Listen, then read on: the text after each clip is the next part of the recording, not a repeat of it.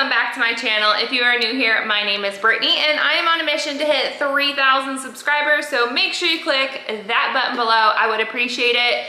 So I actually had a comment in one of my other videos. I can go ahead and pop it up here.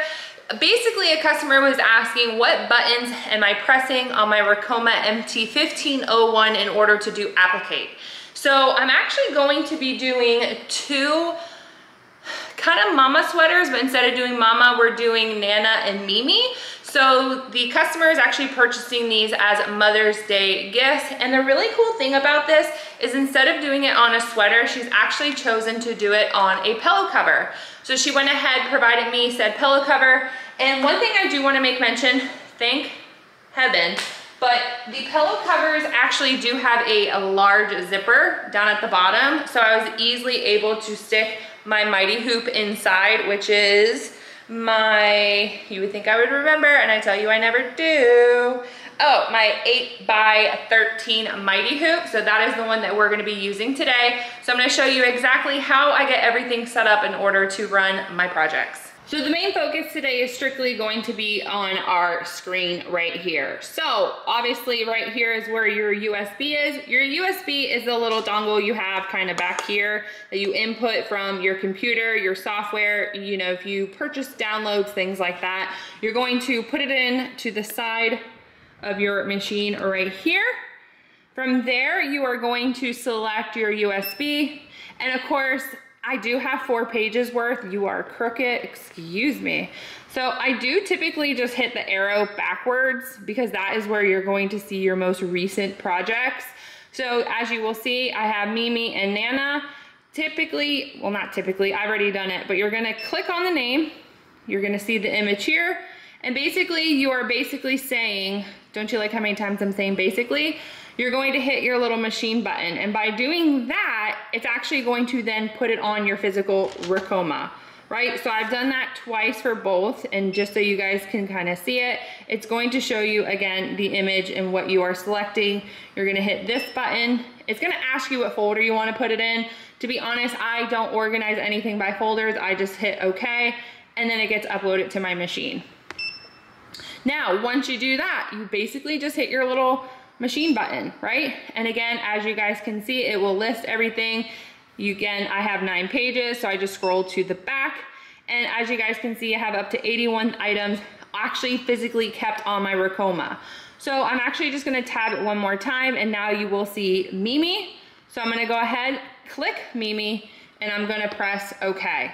By doing that, it's now going to throw it up and basically tell my machine, this is what she's going to embroider, right? So from here, you are actually going to select your design set. And from here, you're going to select this little button down here, which is your hoop setting. So I've mentioned this multiple times and I still need to, haven't. But basically, these are the hoops that automatically come with all your Ricomas. So you guys could either use those. If you're using mighty hoops, you do have the option to customize it. I personally typically try to go down one size than I am using, so I know that I am within my frame. So this particular size you're seeing right here is my E. So now I click my E, I select okay, and boom, it's gonna go ahead and show me my image. Now, here's the thing. Anytime you are embroidering on a sweater, you need to flip your image. You wanna work from the back end and not through the neck hole.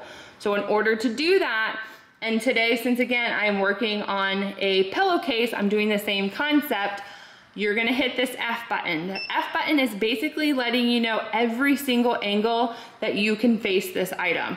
I already know it's 180 degrees is what I need to do, but again, I'll just show you if I hit 90 and I hit okay, it's gonna rotate it sideways for me. If I go back, I hit 270, it's gonna flip it for me. So you guys kind of get the concept there. Again, I know it's 180, I select okay, it's now going to flip that image for me. Now from here, your next step is you wanna select your colors. As you guys can see, it's just this little button right here. You're gonna select that, and you're gonna wanna go ahead and select your colors. I mentioned this before, I'll mention it again. You can customize every single one of these colors if you want. I am letting you know right now, the amount of times that I switch out these colors, I cannot keep up with switching them here. Don't do what I tried to do. Don't be a baddie. Just honestly stick your colors in ways that you're gonna remember. Like me personally, I keep my black at 1 and I keep my white at 9. Typically, because those are common, you would wanna do your black and your white. Maybe once I move, I'll switch everything up, but that's kind of what we're doing. So as you guys can see, this is number 7 because we're going 1, 2, 3, and then it's 4, 5, 6, and 7. So you're working from your front to your back and over. So that is exactly how you come up with your colors. If you want another quicker way, you can actually just come over here. Again, you have 1 through 15 because again, I have a 15 head needle and it will tell you what numbers. And if you want to zoom in pretty close, again, look, number 7 has the color. You can also come all the way down here, 1 through 15. Still the same color. So that is another way you can also do it as well. So for this particular design, I did go ahead and I was able to set it up to where it's only going to need to stitch it 3 times. So again, I picked my colors, I select OK. Now remember, we're dealing with applique. Applique is basically where it's going to stitch a layer. I'll show you as we're embroidering. And then it's going to allow you to apply your fabric, whatever you're using. You need to stitch again, and then it's gonna do a final stitch. But you have to set your machine up in order to stop in between each of those sets. So all that you're gonna do is you're just gonna hit this little button right here. It says AA, so that's auto, meaning it's automatically going to go from color to color to color without stopping. So that's what that means. Now if I select the button, you're gonna see AM. AM means auto manual, meaning auto, it's going to start when I select yes. So the little, I know you guys can't see it, my little green start button here. Manual means it's going to stop. So as soon as it runs the first stitch, it's gonna stop. It's gonna be like, what's going on? What are you wanting to do? So it's gonna stop everything. That's when you're going to apply your fabric. You're going to then hit your button. It's going to start embroidering again. It's gonna stop. And then again, you need to cut out your fabric and start. So that's kind of what that's doing for you. So that is exactly how you get everything set up. Let's jump over to the machine and show you how it's done. So my personal opinion, my big thing is that if I'm going to physically be working on something where it's not gonna allow me access to my bobbin house, I will make sure that my bobbin house is pretty fresh and not towards the end. I've actually already checked it, so I'm not gonna do it in this video. And the reason I'm doing it for this one is because, again, guys, we are working with a pillowcase, and obviously I only have access one way. And this is exactly why I am flipping my image. I'm also going to be using this line as my reference guide, which is great. And I just realized I just put on my brackets and I did not stick them out far enough. So I need to fix that now. So one thing that you do want to make sure, and I have a full video on it, I'll go ahead and link it here for you guys to check it out. You want to make sure with your applique that your brackets are nice and tight, because you have to remember, you could either cut on the machine, which is kind of hard and difficult. I do typically do that because I love making myself, you know, I love giving myself challenges, but a lot of professional embroiderers will actually physically remove it from the machine, cut it on their table and apply it back. You will typically do that much quicker. So you want to make sure that you're not really having much, like, you know, shifting and things like that within your machine. You want to make sure that it's kind of locked in. I did just have to actually readjust it because, again, when you use your machine, things loosen up. You just need to kind of retight everything. So that is a really good video. It actually did not do as well as I thought it would, but it was a really good video, especially if you're new to embroidering and things like that. Okay. All right, so from here, I am gonna go ahead and trace it out. Let me show you what button we're gonna press. So I am gonna hold you guys, so if you're seeing a lot of back and forth, I'm sorry, I'm just trying to, you know, multitask. So from here, you're gonna hit this little trace out button. And this trace out button is basically, going to go to the first needle, and it's gonna trace it out. And clearly, as we can tell,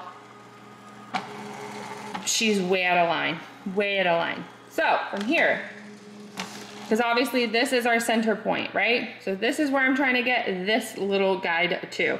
Now, Ricoma does have a laser you can purchase. I don't have that. So we do the old-fashioned way. I typically just kind of pull this down to figure out where we need to be. We're gonna go over to the machine. You're basically selecting your arrows. This is going to go right. This is going to go left. I know it's backwards. This is gonna go up, and this is gonna go down. Now, if you actually click this button, it actually will speed the process up for you and go a little bit faster, which I do typically keep it on that just because, again, I've been doing this a little longer.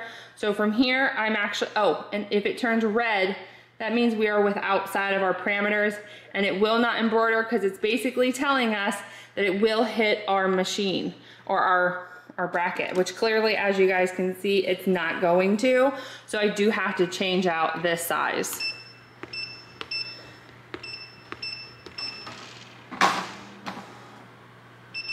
All right.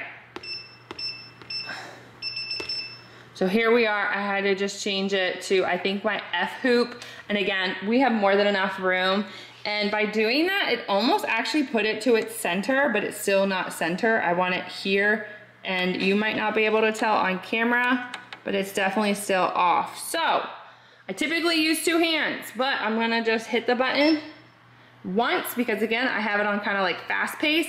This is slow, this is fast. So now when we come back over here, you can see I'm much closer to my center point on where exactly I want to be. That really shouldn't stick, but it does. It's fine. Sometimes I like when it does that, but it's okay.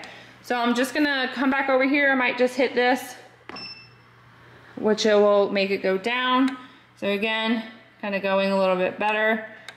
And then I might now just kind of take it off and move it a little bit slower. Because again, I'm still trying to move this. All right, perfect. So now we are where exactly I want to be. So we are now in our dead center. We still have our image flipped upside down. Now let's go ahead and retrace it. So for here, oh, it's gonna ask, do you want to? Yes.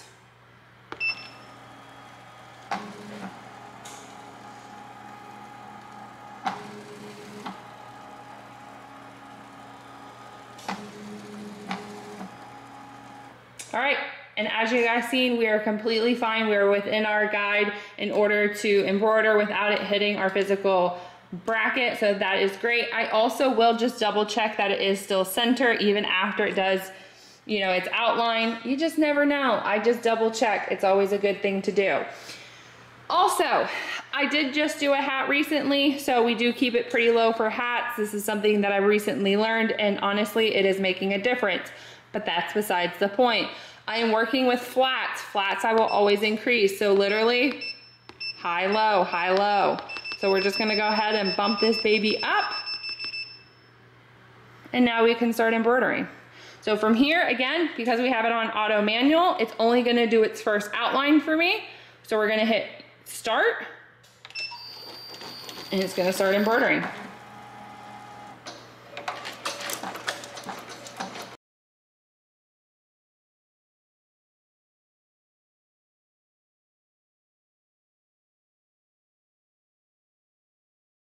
As you guys just watched, it went ahead and laid down my first stitch. The reason for this is it's telling me exactly where my fabric needs to lay.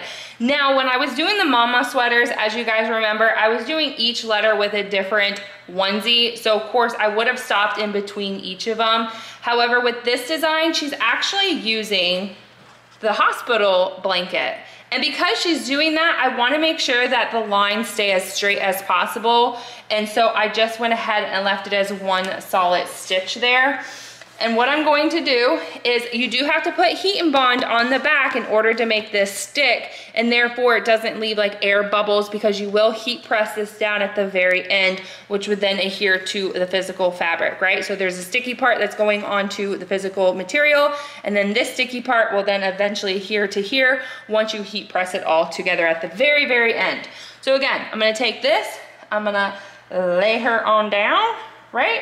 Now again, some people will pin it in place, some people will just set it in place. I personally will just set it in place, to be honest. Now this is where I am gonna kinda, you know, just make sure everything is center, it's in line, and I just wanna make sure that we are showing the stripes, because I did tell the client more than likely we are going to stripe out the entire letter. So we're not gonna really show much of this white. It's just mainly going to be just the stripes. All right, so I have that. I wanna make sure it's straight. So you just take your time. There is no one rushing you, and as you can see, it does stitch pretty quick. So again, it did our first layer, it stopped. I put my fabric on. We're now going to select, can you see me over here? Not really. Right here, this is my start button. So we're gonna hit start again. It's gonna do one layer, so then it will allow me to then cut the material out. So let's do that now.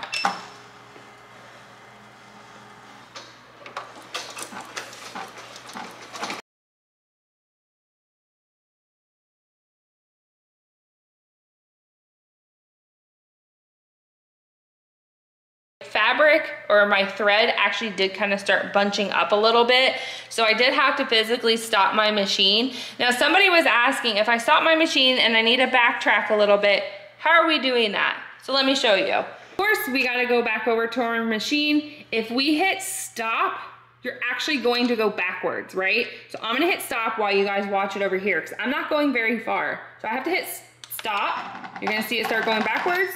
I'm gonna hit stop again, because the stopping is gonna allow it to stop it in the position I need.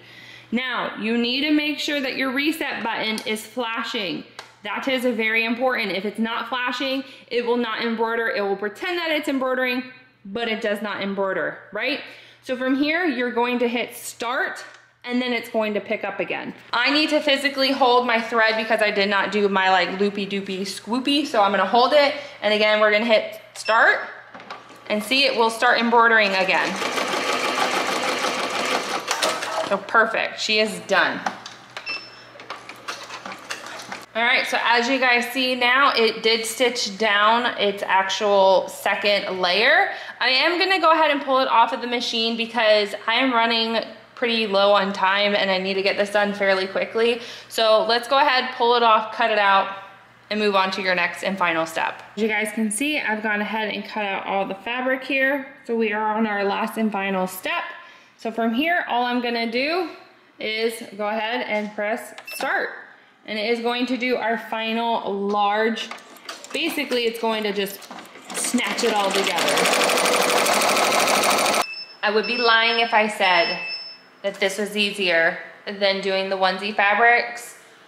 Oh my gosh, the amount of times that the machine kept getting caught with these like little fuzzies and breaking my thread was insane, like absolutely insane. But I didn't wanna distract those issues with this particular video. So like I mentioned, we are on our final set, which we are officially done. It is super late at this point. And as you guys will see, this is what it looks like completely finished. Now, of course, you do have a few snags just because specifically the machine kept stopping when I was trying to embroider. So all I'm gonna do is just take my lighter. I'm gonna see if I can do this because I do have my fan on, and just kind of hit it ever so slightly, because keep into consideration, guys, we are still working with fabric and I don't want to burn anything. So I'm only gonna hit it in certain areas. If you are able to just cut the fabric, which there was some that I was able to just cut as I went along, so that is what I did there. Otherwise, looks pretty good. So I will go ahead, two things I will do from here is, one, I will always just use like a lint roller just to kind of go over it, because maybe you will see it, maybe you won't. Right here, like that is actually fabric, or thread I should say. That's nothing wrong with it, but a lint roller will just kind of get it nice. And then also what we're gonna wanna do as our final is just go ahead and heat press it down again, because like I told you, we added that heat and bond to the physical fabric, so that's just gonna kind of adhere everything and just put it all together. So let's go ahead and unhoop everything. Let's go ahead and take that down.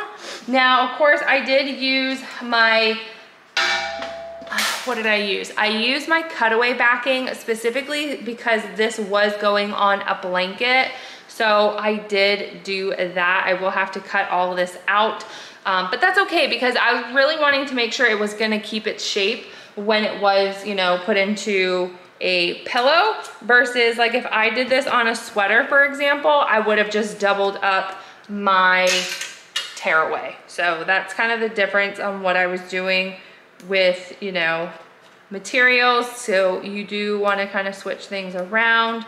All right, sorry, I was just kind of cleaning it up. I will continue to clean it up, but there you go. Isn't that so cute? And this is a perfect Mother's Day gift that the client will receive. Obviously, you guys will probably be seeing this video after Mother's Day, but again, guys, it is always great to reference back to these videos and, you know, be able to add to your inquiry of just things that you can sell on your own shop. So hopefully you guys did enjoy this video. If you could, please make sure to like, share, and subscribe, and let me know if you want to see any other videos. I'll see you guys later. Bye.